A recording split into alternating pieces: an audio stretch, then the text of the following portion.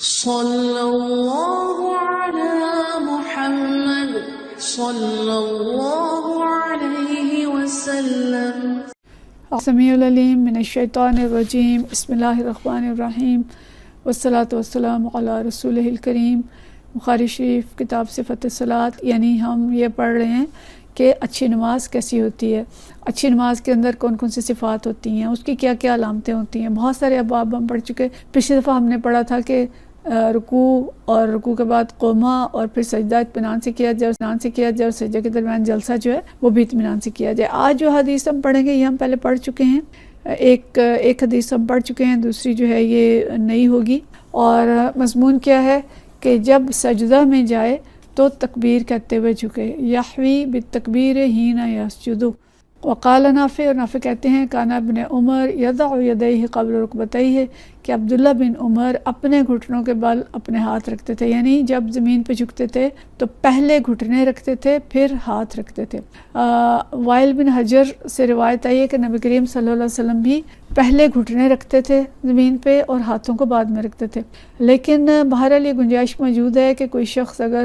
اس کی عمر زیادہ ہو گئی ہے یا اس کو گھٹنوں کی کوئی تکلیف ہو گئی ہے یا کمر کی یا کوئی ایسا مسئلہ ہے تو ایسا ہو سکتا ہے کہ وہ پہلے ہاتھ رکھے اور اس کے بعد اپنے گھٹنے جو ہیں ان کو زمین پہ رکھے۔ ایسا کرنا جائز ہے، لیکن معمول جو تھا نبی کریم صلی اللہ علیہ وسلم کا وہ یہ تھا کہ پہلے گھٹنے رکھتے تھے۔ اچھا جی، اور باب یہ ہے کہ سجدے میں جاتے ہوئے تکبیر کہتے ہوئے جھکنا۔ حدیث ہے حضرت ابو بکر بن عبد الرحمن عن ابو بکر بن عبد الرحمن بن حارث بن حشام، ابو بکر بن عبد الرحمن بن حارث بن حشام و ابو سلمہ بن عبد الرحمن، یہ دو صحابی ہیں جو اس حدیث کو بیان کرتے ہیں۔ ان ابو ہریرہ تھا، یہ دو تابعی ہیں اور ابو ہریرہ رضی اللہ تعالیٰ عنہ سے یہ بیان کرتے ہیں کہ ان ابو ہریرہ تھا کان یکبر فی کل صلاۃ من المکتوبۃ وغیرہا، کہ ابو ہریرہ رضی اللہ تعالیٰ عنہ فرض اور غیر فرض اور رمضان اور غیر رمضان، فی رمضان وغیرہ ہی، یعنی جب بھی نماز پڑھتے تھے، چاہے فرض نماز تھی چاہے وہ غیر فرض تھی، اور چاہے وہ رمضان میں پڑھی جانے والی نماز تھی یا رمضان کے علاوہ نماز تھی، کیا کرتے تھے کہ فَيُكَبِّرُ حِينَ يَقُومُ، کہ جب وہ نماز کے لیے کھڑے ہوتے تو اللہ اکبر کہتے، ثُمَّ يُكَبِّرُ حِينَ يَرْكَعُ، اور جب رکوع میں جاتے تو پھر اللہ اکبر کہتے، ثُمَّ يَقُولُ سَمِعَ اللَّهُ لِمَنْ حَمِدَهُ، پھر جب رکوع سے اٹھتے سر اٹھاتے تو سمیع اللہ لمن حمدہ کہتے، ثم یقول ربنا ولک الحمد، پھر کہتے ربنا ولک الحمد، کہ اللہ تیرے لیے ساری تعریف ہے۔ قبل ان یسجد، سجدے سے پہلے، ثم یقول، پھر کہتے اللہ اکبر، ٹھیک ہے، سمیع اللہ لمن حمدہ کہنے، ربنا ولک الحمد کہنے کے بعد پھر کہتے اللہ اکبر۔ یحوی ساجدن، جب سجدہ کے لیے جھکتے تو اللہ اکبر کہتے تھے۔ ثم یکبر حین یرفع راسہ من السجود، اور پھر جب سجدے سے سر اٹھاتے تو پھر اللہ اکبر کہتے فی الاثنین، دوسرے سجدے میں بھی کہتے اسی طرح، وَيَفْعَلُ ذَلِكَ فِي كُلِّ رَكَعَةٍ، اور ہر رکعت میں ایسا ہی کرتے تھے، حَتَّى يَفْرِغَ مِنَ الصَّلَاةِ، یہاں تک کہ وہ نماز سے فارغ ہو جاتے۔ ثُمَّ يَقُولُ، پھر وہ کہتے حِينَ يَنْصَرِفَ، جب وہ سلام پھیرتے تھے، وَالَّذِي نَفْسِي بِيَدِهِ، کہ اس ہستی کی قسم جس کے قبضہ قدرت میں میری جان ہے، اِنِّي لَأَقْرَبَكُمْ شَبْهًا بِصَلَاةِ رسول اللہ صلی اللہ علیہ وسلم، کہ میں تمہیں نبی صلی اللہ علیہ وسلم کی نماز کے زیادہ مشابہ نماز پڑھنے والا ہوں، یا تمہیں زیادہ مشابہ نماز پڑھاتا ہوں۔ ان کانت هذه لصلاته حتى فارق الدنیا، کہ آپ صلی اللہ علیہ وسلم کی دنیا سے جدا ہونے تک جو نماز تھی وہ ایسی ہی تھی۔ اس کا پس منظر میں آپ کو پہلے بتا چکی ہوں۔ بعد میں آنے والے حکمرانوں نے، بنو امیہ کے جو لوگ تھے، انہوں نے اتنی تکبیریں کہنی بند کر دی تھیں اور وہ کم تکبیریں کہتے تھے، جیسے وہ نیچے جھکتے ہوئے تو تکبیر کہہ لیتے تھے، سجدے سے اٹھتے سجدے میں جاتے ہوئے تکبیر نہ کہتے۔ تو اس کو درست کیا جو صحابہ اس وقت موجود تھے، حضرت ابو ہریرہ رضی اللہ تعالیٰ عنہ، حضرت ابن عباس اور دوسرے صحابہ کی حدیث ہم پڑھ چکے ہیں کہ انہوں نے پھر یہ بتایا کہ ایسے نماز پڑھتے تھے نبی کریم صلی اللہ علیہ وسلم، یہ سب تکبیریں ہوتی تھیں۔ ہمیں آج ذرا عجیب لگتا ہے کیونکہ ہماری نماز الحمدللہ یہی ہے کہ ہم ہر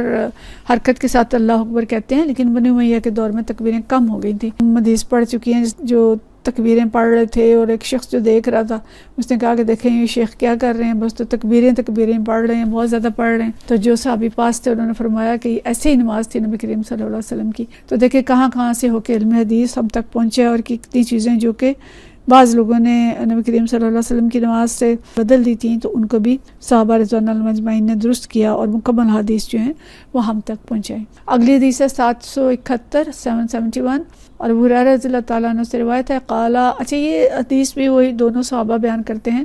اس لیے یہاں پہ ان کا طویل سند نہیں ہے۔ ابو بکر بن عبد الرحمن بن حارث بن ہشام اور ابو سلمہ بن عبد الرحمن، یہ دونوں افراد ہیں، فرماتے ہیں قالا وقال ابو ہریرہ، ابو ہریرہ رضی اللہ تعالیٰ عنہ فرماتے ہیں مکان رسول اللہ صلی اللہ علیہ وسلم حین یرفع رأسہ یقول، کہ جب آپ صلی اللہ علیہ وسلم سر اٹھاتے تھے رکوع سے تو کیا فرماتے تھے؟ سمع اللہ لمن حمدہ ربنا ولک الحمد، سمع اللہ لمن حمدہ ربنا ولک الحمد فرماتے تھے۔ یدعو لرجال فیسمیہم باسمائہم، تو دعا کرتے تھے چند لوگوں کا نام لے کے، یعنی جب رکوع سے اٹھتے تھے تو رکوع کی حالت میں کھڑے ہو کے کچھ لوگوں کا نام لے کے ان کے لیے دعا کرتے تھے۔ فیقول، فرماتے تھے کہ اللہ نجات دے، یا ان کو، یعنی یہ کمزور مسلمان تھے سارے، تو ان کمزور مسلمانوں کے لیے دعا کرتے تھے کہ اللہ ولید ابن ولید، سلمہ بن ہشام، عیاش بن ابی ربیعہ والمستضعفین من المؤمنین، تین نام لیے، ولید بن الولید، سلمہ بن ہشام، عیاش بن ابی ربیعہ، تینوں نام لے کے، والمستضعفین من المؤمنین، اور مومنین میں سے جو کمزور مومن ہیں،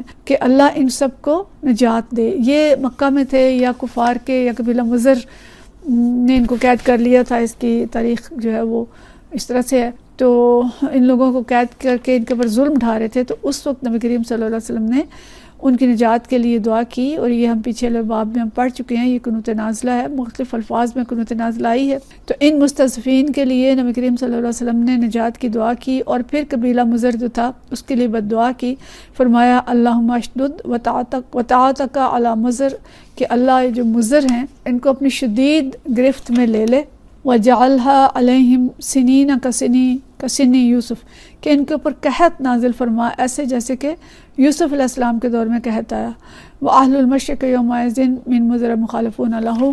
اور اس زمانے میں مشرق میں رہنے والے کفار مضر قبیلہ جو تھا وہ حضور صلی اللہ علیہ وسلم کا مخالف تھا۔ تو یہ چیز جو ہے یہ بد دعا مضر کے لیے، اور دعا ان کمزور صحابہ کے لیے جو قبیلہ مضر نے قید کر لیے تھے اور جن کے اوپر وہ سختیاں کر رہے تھے، تو اس کو قنوت نازلہ کہتے ہیں۔ اور یہ قنوت آپ نے قبیلہ مضر کے لیے 1 ماہ تک پڑھی تھی، یہاں تک کہ اللہ تعالیٰ نے ان صحابہ پہ رحم کیا یا جو بھی ان کے ساتھ پھر معاملہ ہوا، لیکن 1 مہینے تک آپ صلی اللہ علیہ وسلم یہ قنوت پڑھتے رہے تھے۔ تو اس حدیث سے ہمیں معلوم ہوتا ہے کہ ہر نماز میں جھکتے اور سر اٹھاتے ہوئے اللہ اکبر کہنا چاہیے، نماز کے ہر فعل میں، یعنی جھک رہے ہیں رکوع کے لیے یا سجدے کے لیے پھر اٹھ رہے ہیں تو اللہ اکبر کہنا چاہیے، سوائے رکوع سے سر اٹھانے کے وقت اس مقام پر ہم سمع اللہ لمن حمدہ کہتے ہیں۔ انتقال حرکات کے وقت تکبیر اس طرح کہنی چاہیے کہ رکوع کا عمل شروع کرنے کے ساتھ ہی تکبیر شروع کر دیں اور رکوع میں پہنچ کے ختم کر دیں، یعنی ایسا نہیں کہ بس اللہ اکبر کا اللہ اکبر کہتے ہوئے اس طرح جائیں کہ رکوع میں جا رہے ہیں تو جب ہم پورے رکوع میں چلے گئے تو اس تک تکبیر ختم ہو، اور سجدے کے لیے جب جائیں تو لمبی تکبیر کہیں کہ جب تک سجدے میں ہم سر رکھیں تو اس تک تکبیر جو ہے وہ میں ہمارے ہو۔ جب ہم نماز باجماعت پڑھتے ہیں نا تو ہمیں اس کا تجربہ ہوتا ہے کہ امام اکثر سجدے میں جاتے ہوئے لمبی تکبیر پڑھتے ہیں، یعنی ویسے تو کہہ دیا اللہ اکبر، لیکن جب سجدے میں جا رہے ہوتے ہیں تو کہتے ہیں اللہ اکبر، تو اس سے ہمیں پتہ چلتا ہے کہ یہ اوپر سے نیچے جا رہے ہیں، سجدے کی طرف جا رہے ہیں، تو لمبی تکبیر جو کہ سجدے میں داخل ہونے تک تکبیر جو ہے وہ رہتی ہے۔ اختتام ہے سجدے، جو تکبیر کا اختتام ہے وہ سجدے پہ پہنچ کے کرتے ہیں۔ تو یہ ہمارے لیے آج کا سبق ہے کہ نماز ایسی نماز پڑھی جائے جیسے نبی کریم صلی اللہ علیہ وسلم پڑھتے تھے،